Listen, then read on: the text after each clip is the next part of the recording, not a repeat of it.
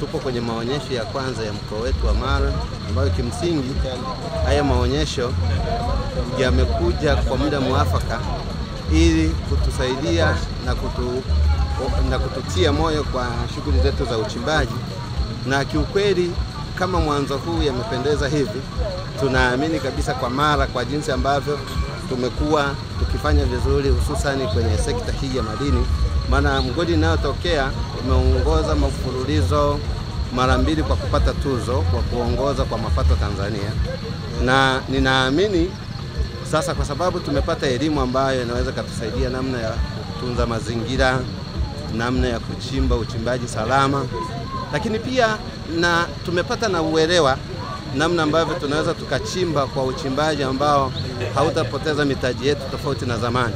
Kwa hiyo tunamshukuru Mungu na tunamshukuru mkuu wetu wa mkoa kwa kuwa na njozi hii, lakini mimi ningeomba lisiishie hapa. Kama mikoa mingine wanavyofanya kama Geita kule, na sisi huu uwe moto wetu, kwa sababu hata sisi ni mmoja ya mikoa ambayo tunafanya vizuri sana kwenye sekta hii ya madini.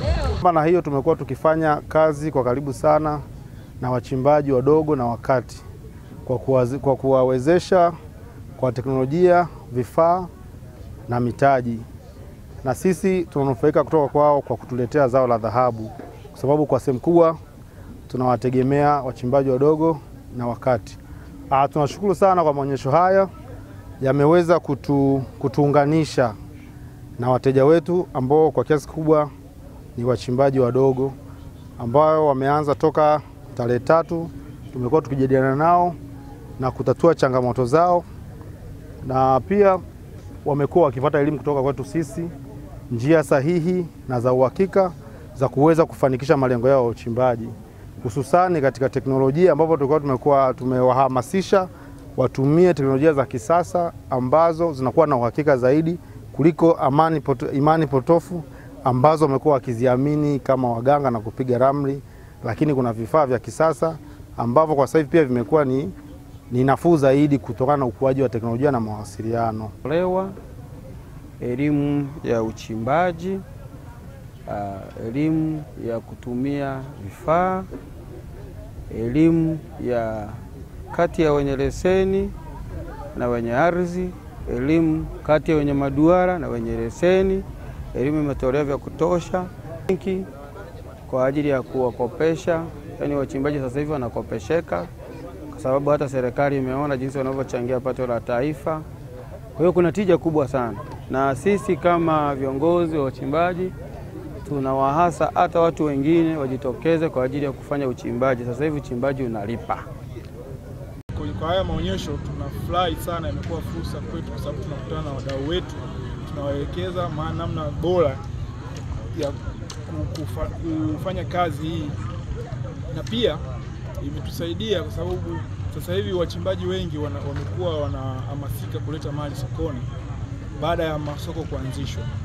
Kwa hivyo sisi tunasema haya ili kongamano liwe endelevu, kwa sababu inatukatisha na wadau wengi. Na pia kwa mfano kama sasa hivi kulikuwa kuna wimbi la utoshaji wa madini, lakini sasa hivi baada ya masoko kuanzishwa imepungua sana, maana wachimbaji wengi wapata elimu kwamba wakileta mali sokoni wanalipa kodi, na wenyewe pia wakifanya maendeleo yao hawasumbuliwi na mtu yoyote kwa sababu wanakuwa wameshalipa kodi.